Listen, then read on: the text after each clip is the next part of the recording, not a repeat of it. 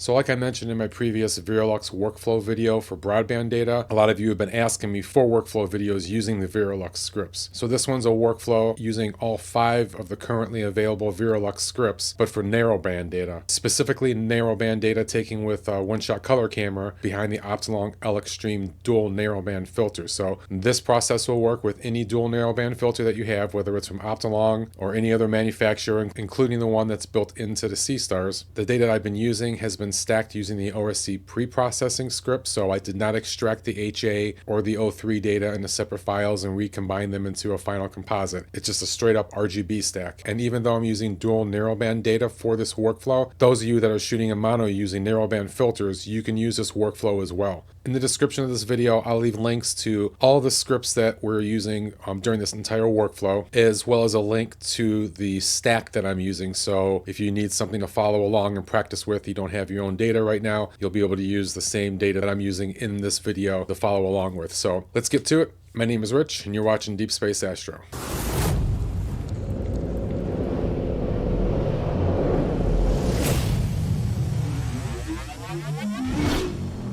Okay, before we get started, I just want to list out all the scripts I'm going to be using in this workflow so you can be sure that you have them installed and ready to go. First, and the intended reason for the video, are the VeraLux scripts. So we're going to use Virilux Alchemy, Hypermetric Stretch, Star Composer, and Vectra. Additional scripts that I'll be using are Auto BGE, Cosmic Clarity Sharpen, NB to RGB, and HDR Multiscale. And as always, to install those scripts, you simply go up into the scripts menu under Get Scripts and just locate each of them in the list down here. Make sure you have a tick mark under the select column and then click apply. So I've already stacked my data, which is the Rosette Nebula. So let's get that opened up and see what we're working with.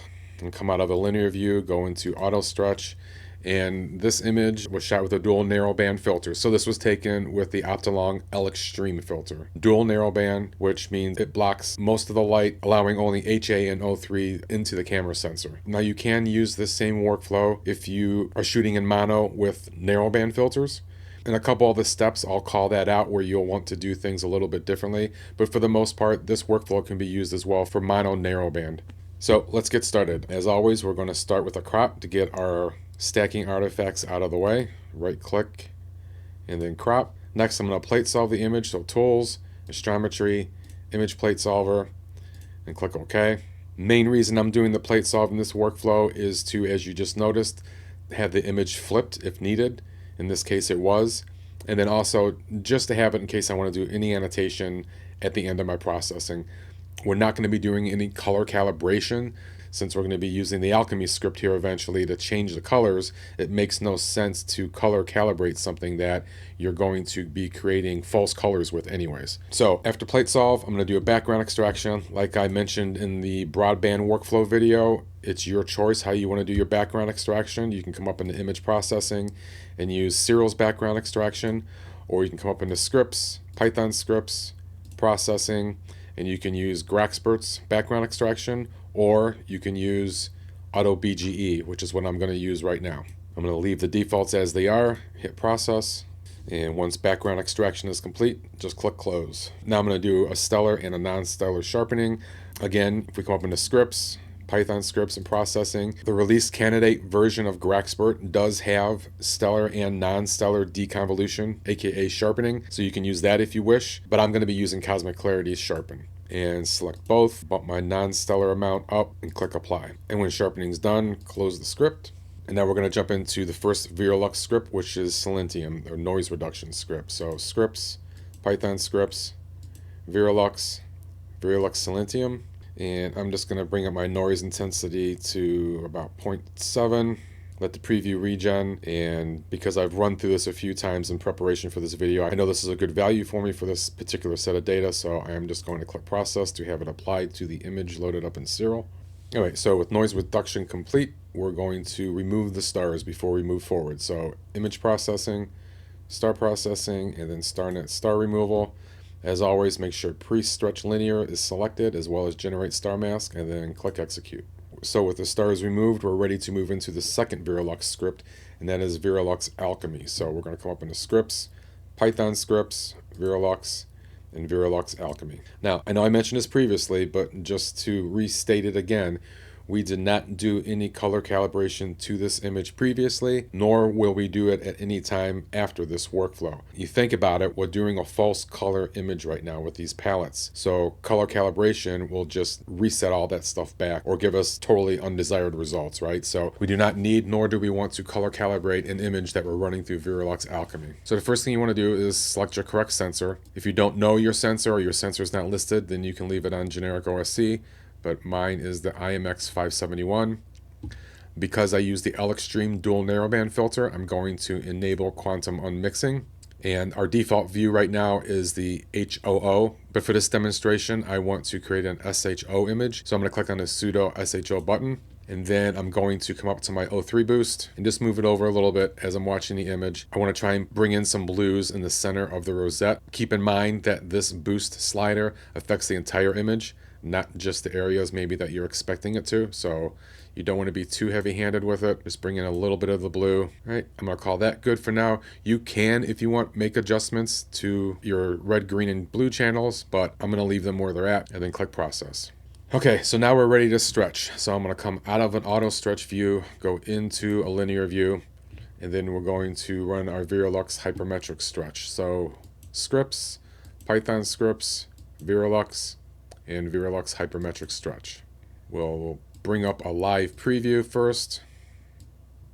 You want to make sure you have the correct sensor selected. Again, for me, IMX571 is correct. Now, for those of you that are working with a stack that was composited using mono data that you took with narrowband filters, instead of selecting your sensor, you're going to want to come down to the bottom of the list and select narrowband SHO for this example, if you're going for SHO, HOO if you're going for that palette look. So mono users only, you want to use one of these two down here. The rest of us, like myself, using a dual narrowband filter, we're going to stick with selecting the correct sensor, which again is the IMX571 for myself.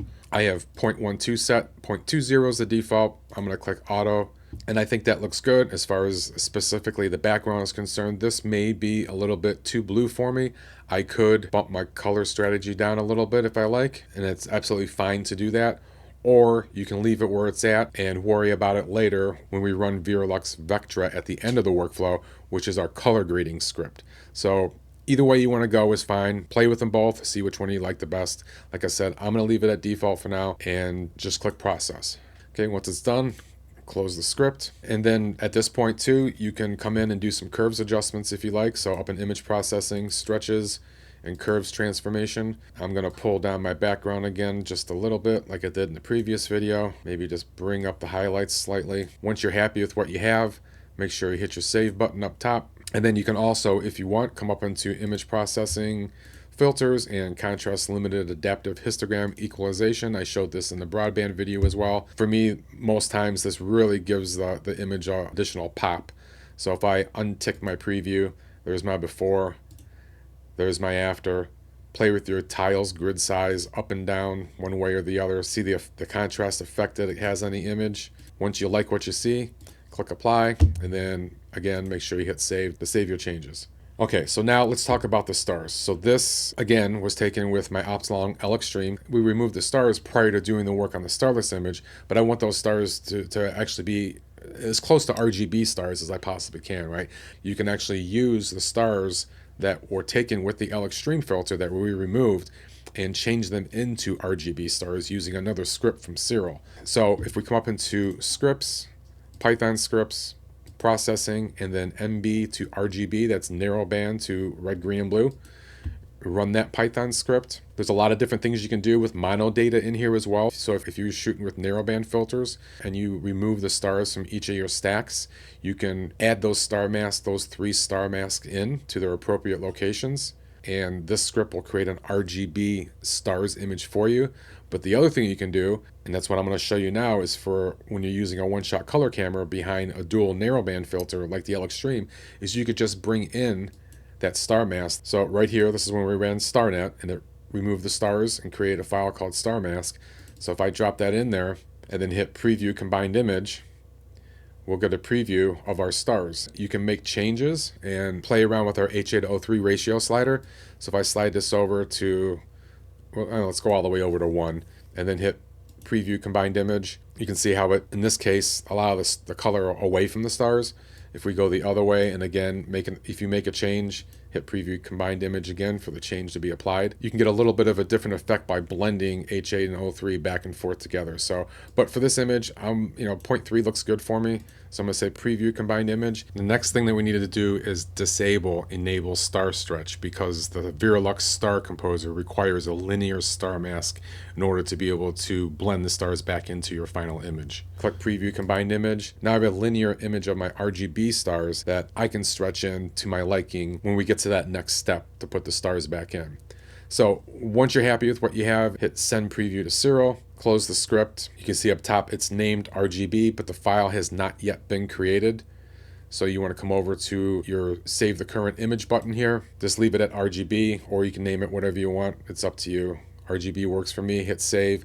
Make sure you're on a 32-bit floating point for the fits, and click save. And now we have a saved RGB stars image for recomposition, which brings us to our next VeraLux script, right? So we're going to come up into scripts, Python scripts, VeraLux, and VeraLux star composer. Click on load star mask, and instead of grabbing the star mask, we're going to grab the RGB stars that we just created. And for starless, we're going to grab our starless that VeraLux Alchemy created for us. So don't grab the starless file, grab the VeraLux Alchemy linear file. Next, we want to set our sensor profile. Now, again, just like we were talking about with the hypermetric stretch, if your composite was created from mono images taken with narrowband filters, then you want to change your sensor to match your palette. So if you're doing SHO, you would select SHO. If you're doing HOO, you'd select HOO. As I mentioned numerous times, I used an L-Extreme dual narrowband filter. So one-shot color camera, which means I'm going to select my sensor, which is the IMX571, and just start stretching your stars with the star intensity slider. You can come down and adjust the color grip if it's too vibrant for you. And also, just like I did in my broadband workflow video, instead of adjusting the color grip, again, for my data, I had better luck adjusting for the halos to kind of tame things down. Now, Ricardo, the developer of this script, is currently working on an updated version of it that works a lot better, in the sense that the stars aren't as soft. The color grip works, in my opinion, a lot better. So it's still being reviewed by the developers. So things will change. I think in the new version, when it gets released, the color grip will be the way that I want to go versus the halos. So once you're happy with the way the stars look in your image, obviously just click process, and the script will combine the two into one brand new image for you. All right, you can see up top, it's created the new composite and named it VeraLux Star Composer Result. So now we're going to apply some HDR to the image. So scripts, Python scripts, processing, HDR multiscale. We'll do a fit to preview.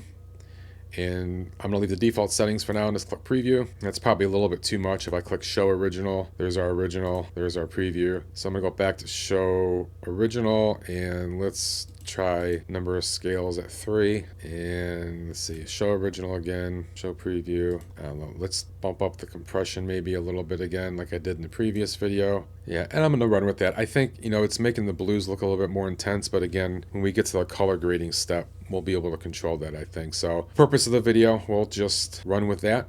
Click apply to Siril. Image applied to Siril successfully. Click OK and close the script. So now the last and final VeraLux script, which is VeraLux Vectra. So scripts, Python scripts, VeraLux, and VeraLux Vectra. And like I said, when I stretched it, I'm not crazy about how vivid my blue is, so I'm going to start with just bringing the saturation down for that, just to soften it up, just my preference. And you can play around. We'll bring the vector scope up here so we can see, but you can play around with the different hue shifts. Try to get the outer edge looking a little bit more on the gold side if you want, which would probably be if we shifted the green more towards the yellow. Maybe bump that saturation up just a little bit. We'll come over to our secondary vectors and bump the yellow saturation up just a tad. You get it. Like I showed in the video on how to use the color grading tool, it's just taste at this point in time. Watch your background. If you're seeing the hue shifts and saturation changes that you're making are affecting your background, increase your shadow authority, and it'll help tame that down. It'll help keep that those colors and hue shifts from happening in the background. Always leave white star integrity enabled unless you have a really good reason to disable it, because it'll protect the core of your stars from, again, being affected by the hue shift and the saturation. And just like in all the VeraLux scripts, if you hold your spacebar down, you can do it before and then after. Once you're happy, click process, and that would be your final image. And again, you know, if you wanted to, if you decided you wanted to run some more curves against it, that's fine. Come up into stretches, go into curves transformation, and you can make some final tweaks, whatever you feel is necessary to get the image looking the way that you like it, right? This is all preference. It's artistic when you're processing, especially when you're doing false color, right? There's no right or wrong way. So I hope that helps everybody. You now have a workflow using the VeraLux scripts, not only for the narrowband data, but for broadband data as well. Before we wrap up, I want to say thanks to all of my members, both here on YouTube and on Buy Me a Coffee. Thank you so much for your memberships and for your support. If you want to support the channel, consider becoming a member. Then you also get access to my beginner's guide for Siril 1.4. Other ways to support the channel are to use my affiliate links that I have down in the description. I get a commission for anything you purchase through those links. Doesn't cost you guys anything to do that. And then also merchandise, t-shirts, coffee cups, stickers. Everything's linked down in the description. Really do appreciate everybody's support. As always, if you have any questions about the video, drop them in the comments below. Do my best to help you out, and we'll see you in the next video in clear skies.